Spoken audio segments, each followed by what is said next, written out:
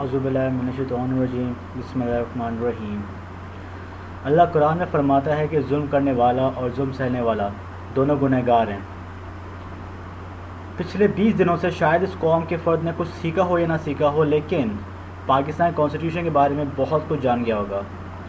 ہمارے وزراء جو اقتدار میں بیٹھے ہیں وہ ہم پہ یہ الزام لگاتے اور اعتراض کرتے ہیں کہ ہم حقیقی جمہوریت کو نقصان پہنچا رہے ہیں۔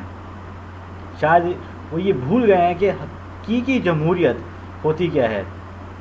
آج کا ہمارا موضوع یہی ہے کہ کیا پاکستان میں حقیقی جمہوریت ہے؟ اس موقع پر اسٹیٹس کو قوتوں اور انقلاب دشمن طاقتوں کی طرف سے لگائے گئے اس الزام اور اعتراض کا جواب دینا چاہوں گا کہ ہم کسی جمہوریت کو ڈیریل نہیں کر رہے۔ ہمارا نقطہ نظر کیٹیگوریکل ہے کہ اس ملک میں جمہوریت کا وجود ہی نہیں ہے۔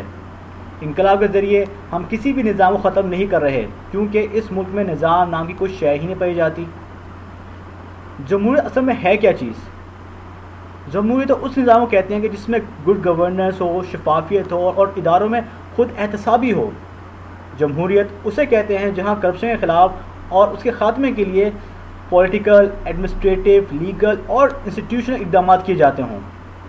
جمہوریت اسے کہتے ہیں جہاں کرپشن کو قانونی طور پر ختم کیا جاتا ہو اور کرپٹ لوگوں کو ان کے انجام تک پہنچایا جاتا ہو۔ جمہوریت اسے کہتے ہیں جہاں لوگوں کے ووٹ کا تقدس ہو اور ان کے مینڈیٹ کی حفاظت کی جاتی ہو۔ جمہوریت اسے کہتے ہیں جہاں پورا انتخابی سسٹم آزادانہ، منصفانہ اور دیانتدارانہ ہو۔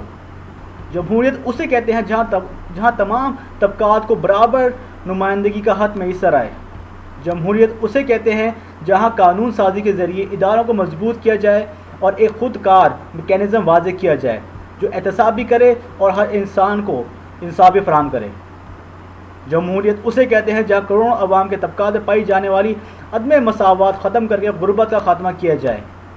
جمہوریت اور نظام اسے کہتے ہیں جس میں ہر غریب کے منہ میں لقمہ جائے، اسے گھر ملے، انصاف ملے اور علاج معالجہ کی بنیادی سہولیت میسر آئیں۔ حرام خوری اور کرپشن پر مکہ کو جمہوریت اور نظام نہیں کہتے۔ اس نظام کو ہرگز جمہوریت نہیں کہتے جس میں کروڑوں لوگ کھانے کے لیے ترسیں، ان کے پاس رہنے کے لیے اپنا گھر نہ ہو، بچوں کو تعلیم کے مواقع میسر نہ ہو، ان کے پاس روزگار نہ ہو، وہ اپنے آپ کو بھیڑ بکریوں سے بدتر اور کمزور جانور سمجھتے ہوں۔ ایسی سوسائٹی میں کبھی جمہوریت نام کی شے نہیں پنپ سکتی۔ لہٰذا حقیقی جمہوریت کے لیے ہمیں کلچر اور نظام تبدیل کرنا ہوگا۔ بعض لوگوں کا یہ ماننا ہے کہ جمہوریت پاکستان پارلیمنٹ کے تھرو کیوں نہیں آ سکتی؟ میں اپنے آپ سوال کرتا ہوں، کیوں جمہوریت، کیوں تبدیلی پارلیمنٹ کے ذریعے کیوں نہیں آ سکتی؟ اسے بعض لوگوں کی طرف سے اٹھائے جانے والے اس سوال کا جواب دینا چاہوں گا کہ انقلابی تحریکیں کیوں برپا کی گئی ہیں؟ کیوں تبدیلی پارلیمنٹ کے ذریعے نہیں آ سکتی؟ کیوں تبدیلی پارلیمنٹ کے ذریعے آپ کے کیا نام ہے آپ کے ملک کے رائج جمہوری انتخابی نظام کے ذریعے ہم کیوں نہیں تبدیل آ سکتے؟ اسے کچھ ہے نا دلائل جو میں آپ کو پیش کرنا چاہوں گا پوائنٹس بائی پوائنٹس۔ پہلا پوائنٹ یہ ہے میرا کہ اس پارلیمنٹ اور نظام کے ذریعے تبدیلی ممکن ہی نہیں، کیونکہ اس کی تشکیل آئین کے آرٹیکل 213 کے سیکشن 2A کی خلاف ورزی میں ہوئی ہے۔ یہ پارلیمنٹ آئین کے آرٹیکل 218 کے خلاف وجود میں آئی ہے۔ آئین کے آرٹیکل 218 کا سیکشن 3 بیان کرتا ہے کہ الیکشن کمیشن کا فرض ہے کہ پورے الیکشن کا نظام کو دیانتداری، امانت داری، انصاف اور قانون کے مطابق کرے اور ہر قسم کی کرپشن کا خاتمہ کرے۔ لہٰذا دھاندلی پہ ہونے والی اس پارلیمنٹ سے خیر کی کوئی توقع ہی نہیں کی جا سکتی۔ موجودہ حکومت اور یہ نظام خلاف آئین ہے۔ آئین پاکستان کی روح سے اس حکومت اور نظام کا خاتمہ واجب ہو چکا ہے۔ آئین کے آرٹیکل نمبر 62 اور 63 میں کہہ دیا گیا کہ کوئی قرض خور پارلیمنٹ کا ممبر بن سکتا ہے، نہ کوئی ٹیکس چور، جبکہ پارلیمنٹ قرض خوروں اور ٹیکس چور سے بھری پڑی ہے۔ اس میں کرپٹ لوگوں کا راج ہے۔ اس پارلیمنٹ کا وجود میں آنا صریحاً آئین پاکستان کے خلاف بغاوت ہے۔ لہٰذا جو پارلیمنٹ آئین توڑ کر بنی ہو اسے کبھی پارلیمنٹ نہیں کہتے اور نہ اسے جمہوریت کہتے ہیں۔ آرٹیکل نمبر 3 کی روح سے ریاست کی ذمہ داری ہوگی کہ ہر قسم کی ایکسپلائٹیشن ختم کرے۔ تاکہ ہر شخص کو اس کی صلاحیت، تعلیم اور قابلیت کے مطابق روزگار میسر ہو اور ہر شخص کو اس کے کام کے مطابق معاوضہ بھی دیا جائے۔ یہاں ایک سوال ہے کہ آئین کے آرٹیکل 3 اور 4 جو شرائط عائد کرتے ہیں کہ ریاست کی فلاں ذمہ داریاں ہیں، کیا ان آرٹیکلز پہ عمل درآمد کیا جا رہا ہے؟ ہر شخص کہے گا نہیں۔ آئین کا آرٹیکل 9 کہتا ہے کہ ریاست کی ذمہ داری ہے کہ ہر شخص کی جان کی حفاظت کی جائے۔ 16 اپریل 2014 کو ساؤتھ کوریا میں ایک جہاز کے ڈوبنے سے 300 جانیں تلف ہوئیں، جس پر وزیر اعظم نے استعفیٰ دے دیا۔ اسے نظام اور جمہوریت کہتے ہیں، جبکہ اس ملک میں 50,000 جانیں تلف ہو چکی ہیں۔ کیا کسی نے ابھی تک استعفیٰ دیا؟ جب ریاست لوگوں کے جان و مال کی حفاظت نہیں کر سکتی تو اس اقتدار میں رہنے کا بھی کوئی حق نہیں بنتا۔ آئین کے آرٹیکل 11 کی کلوز 3 کے تحت 14 سال سے کم عمر کے بچے کو فیکٹری میں کوئی جاب کرنے کی اجازت نہیں دی گئی۔ اس کے برعکس پاکستان کے حالات دیکھیے ذرا۔ جولائی 2012 اور جنوری 2014 میں UN کی طرف سے جاری کردہ رپورٹس میں ڈکلیئر کیا گیا ہے کہ پاکستان میں 1 کروڑ سے زائد بچے پڑھائی کے بجائے مزدوری کرنے پر مجبور ہو چکے ہیں۔ کیا اس نام نہاد جمہوری حکومتوں یا عوام کے جھوٹے نمائندوں سے ایسی کوئی پالیسی بنائی؟ کیا اس 1 سال میں کوئی اقدام اٹھایا کہ جس سے 1 کروڑ سے زائد بچوں کو تعلیم کے زیور سے آراستہ کیا جا سکے، جو 14 سال سے کم عمر ہیں اور جو مزدوری کرنے مجبور ہو چکے ہیں؟ یہ آئین کے آرٹیکل 11 کے خلاف آئین کے آرٹیکل 11 کی کھلی خلاف ورزی ہے۔ اب آخر چلیے ذرا، آرٹیکل 25A کیا کہتا ہے؟ آرٹیکل 25A کہتا ہے کہ ریاست کی ذمہ داری ہے کہ 5 سے 16 سال کی عمر کے ہر بچے کو مفت تعلیم فراہم کی جائے۔ پھر آرٹیکل 37 کا سیکشن B کہتا ہے کہ لازمی اور مفت تعلیم دی جائے۔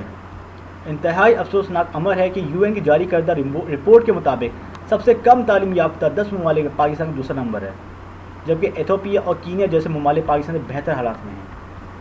عوام کے حقوق سے تعلق رکھنے والے آئین کے یہ آرٹیکلز واجب النفاذ ہیں اور ریاست کی ذمہ داری اور فرض ہے کہ وہ اس پہ عمل پیرا ہوں۔ جو حکومت انہیں پورا نہیں کر رہی وہ کسی لحاظ سے آئینی حکومت ہے اور اس سے کہ کس بنیاد پہ اقتدار میں رہنے کا حق ہے؟ آپ بتائیے ذرا۔ آرٹیکل نمبر 37 میں کہا گیا کہ ایسے انتظامات کیے جائیں گے کہ ہر شخص کو اسپیشل کیئر ملے اور تعلیم و معیشت میں پسماندہ علاقے کے لوگوں کو ترقی ملے۔ لیکن افسوس ہے کہ پچھلے 65 ایئرز میں پسماندگی جو ہی تو ہے اور اس کا خاتمہ کسی کی ترجیحات میں ہے ہی نہیں۔ آرٹیکل 37 کلوز D میں ہے کہ ملک میں سستا اور فوری انصاف ہوگا۔ یہاں غریب آدمی لاکھوں روپے کی فیس کے بغیر عدالتوں میں اپنا حق حاصل نہیں کر سکتا اور نہ صریح ظلم کے خلاف انصاف کے لیے قانون کا دروازہ کھٹکھٹا سکتا ہے۔ انصاف کی فراہمی میں تاخیر ہی جرائم کی افزائش کا سبب بنتی ہے۔ موجودہ حکومت کے پہلے سال میں صرف پنجاب میں 2576 عورتوں کے ساتھ درندگی اور سفاکی کرنے کے کیس رجسٹرڈ ہوئے، مطلب ریپ کیسز۔ اس کا مطلب یہ ہے کہ صوبہ پنجاب میں ہر 3 گھنٹے میں ایک عورت کی عزت لوٹی جا رہی ہے۔ ہر 4 گھنٹوں میں کئی لوگ قتل ہو رہے ہیں۔ ملک میں ٹارگٹ کلنگ، دہشت گردی اور بم دھماکے ہو رہے ہیں، جبکہ حکمران صرف لوٹ مارے مصروف ہیں۔ آئین کا آرٹیکل 37 کلوز E کہتی ہے کہ ایسے حالات پیدا کیے جائیں کہ بچوں اور عورتوں سے ایسے پیشوں میں کام نہ لیا جائے جو ان کی عمر اور جنس کے خلاف ہو۔ یہ شکیں 1973 کے آئین میں رکھی گئی تھیں۔ آج 42 ایئرز گزر چکے ہیں۔ اس عرصے میں مسلم لیگ نون اور پیپلز پارٹی دونوں نے 3 بار حکومت میں آئی ہیں، لیکن آئین کی یہ شکیں جو عوام کے روزگار اور بچوں کی تعلیم کو واجب کرتی ہیں، جو بچوں کو مجبور اور روزگار کے لیے مزدوری سے روکتی ہیں، ان تمام شکوں کو پامال کیا جاتا رہا ہے۔ کیا ایسے لوگوں کو آئین کے مطابق اقتدار میں بیٹھنے اور اپنے ڈھونگ اور فریب کو نظام کا نام دینے کا کوئی حق ہے؟ یہ آپ خود فیصلہ کریں۔ آئین پاکستان کہتا ہے کہ لوگوں کا معیار زندگی بہتر بنایا جائے اور مساوی طریقے سے وسائل تقسیم کیے جائیں، جبکہ یہاں مائیں اپنے بچوں سمیت خودکشیاں کر رہی ہیں۔ بیٹیوں کی عزت بیچی جا رہی تاکہ گھر کا خرچہ چل سکے۔ گردے اور انسانی اعضاء بیچے جا رہے ہیں۔ کم وسائل والا شخص اپنے گھر چلانے کے لیے حرام خوری پر مجبور ہو گیا ہے۔ آئین پاکستان کے آرٹیکل نمبر 38 کے کلوز A میں ہے کہ دولت اور وسائل کے ارتکاز کو ختم کیا جائے گا۔ اور انہیں عوام کے اندر منصفانہ طریقے سے تقسیم کیا جائے گا۔ آپ ایک طرف ذرا حکمرانوں کے محل دیکھ لیں اور ان کے پڑوس میں ہماری عوام ہے پاکستانیوں کے گھر اور ان کے جھونپڑے ذرا دیکھ لیجیے۔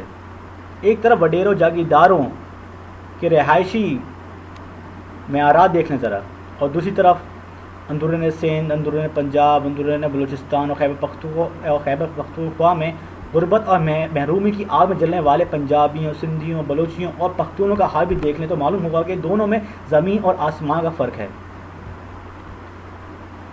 پھر چلیے آگے ذرا۔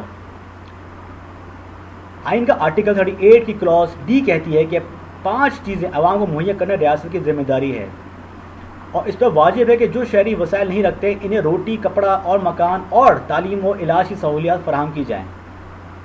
کیا ہر شخص کو روزگار مل رہا ہے؟ کیا ہر شخص کو تعلیم مل رہی ہے؟ کیا ہر شخص کو عزت کے ساتھ علاج کی سہولیات مل رہی ہیں؟ کیا ہر شخص کو انصاف مل رہا ہے؟ کیا ہر ایک کو گھر مل چکا ہے؟ ہر شخص شاید کہے گا کچھ بھی نہیں مل رہا۔ آپ پچھلے حکومتوں کے 5 سالہ دورہ کا بھی جائزہ لیں اور موجودہ حکومت کے 11 مہینے بھی دیکھ لیں تو یہ حقیقت واضح ہوگی کہ حکمرانوں کی ساری توجہ پوری دنیا میں اپنی بزنس امپائر پر مرکوز ہے، اور 20 کروڑ عوام ان کے کسی ایجنڈے میں جگہ ہی نہیں رکھتے۔ پھر آرٹیکل 38 کی کلاس ای میں ہے کہ غیر منصفانہ تقسیم کے باعث لوگوں کے معیار زندگی میں پیدا ہونے والے بہت زیادہ فرق کو ختم کیا جائے گا۔ اے پاکستانی قوم، ہم اس پورے نظام کے خلاف آئینی جنگ لڑ رہے ہیں۔ آئین پاکستان کے آرٹیکل 9 سے لے کر 40 تک 32 آرٹیکلز ہیں جو پاکستان کے 20 کروڑ عوام کو حقوق دیتے ہیں۔ ہمارا احتجاج یہ ہے کہ ان 32 آرٹیکل میں سے ایک بھی نافذ نہیں کیا گیا ہے۔ ہمارا احتجاج یہ ہے کہ جمہوریت، وسائل اقتدار، طاقت اور خوشحالی کو صرف چند خاندانوں تک محدود کیوں رکھا گیا ہے، اور اسے نیچے ضلعوں، تحصیلوں، یونین کونسلوں اور قصبوں کی سطح پر کیوں نہیں لے جایا گیا؟ لوگوں کے گھروں تک آسودگی اور خوشحالی نہیں پہنچائی گئی۔ ہمارا احتجاج یہ ہے کہ امن آئین کو معطل کر کے ان سارے اصولوں کی دھجیاں بکھیری جا رہی ہیں۔ کیوں بکھیری جا رہی ہے بھائی؟ یہ حکومت اور نظام آئین کی سری خلاف ورزی پر قائم کیوں اتر آئی ہے؟ جو سیاسی جماعتیں اور کارکنان ابھی تک اس پارلیمنٹ کو پارلیمنٹ سمجھتے ہیں اور ان حکومتوں کو آئینی اور جمہوری سمجھتے ہیں، میری ان سے گزارش ہے کہ اب انہیں حقیقت تسلیم کر لینی چاہیے۔ آج لاکھوں پاکستانی احتجاج گھروں سے نکل آئے ہیں، اور کروڑوں لوگ گھر میں بیٹھے ہوئے دیکھ اور سن رہے ہیں۔ میرا پوری قوم سے ایک سوال ہے کہ آپ اللہ کو حاضر ناظر جان کر بتائیں، گزشتہ 42 یا 65 ایئرز میں لوگوں کے درمیان وسائل اور معیار زندگی کے فرق کو کم کیا جا سکا ہے؟ یہ حکمران ہرگز ایسا نہیں کریں گے، کیونکہ سیاست ان کی تجارت ہے اور اقتدار ان کا کمائی کا ذریعہ ہے۔ یہ حکمران اپنی نسلیں پالیں گے اور غریبوں کی نسلوں کو ماریں گے، لہٰذا اس غریب کش نظام کے خلاف غریب عوام کو ہی اٹھنا ہوگا، اور آئین پاکستان نے آپ پہ یہ واجب کر دیا ہے۔ اور مجھے یقین ہے کہ انشاءاللہ وہ وقت ضرور آئے گا کہ انقلاب آئے گا پاکستان کے اندر، اور یہ ساری کی ساری جو حکومتیں ہمارے اوپر نافذ کی گئی ہیں یہ سب ختم ہوں گی، اور مجھے یقین ہے کہ پاکستانی عوام یہ ہرگز نہیں ہونے دیں گی، کیونکہ سارے اقدامات آئین پاکستان جمہوریت اور قانون کے خلاف ورزی کرتے ہیں۔ ہمیں پاکستان آئین اور قانون کی بالادستی منوا کر ان پر عمل درآمد کروائیں گے انشاءاللہ۔ مجھے اپنے آپ پہ یقین ہے، مجھے آپ پہ بھی یقین ہے۔ میری گفتگو یہاں پہ ختم ہوتی ہے۔ پلیز اپنے کمنٹ ضرور دیجیے گا اس ویڈیو پہ، بتائیے گا آپ کو ویڈیو کیسے لگی۔ Thank you very much. اللہ حافظ۔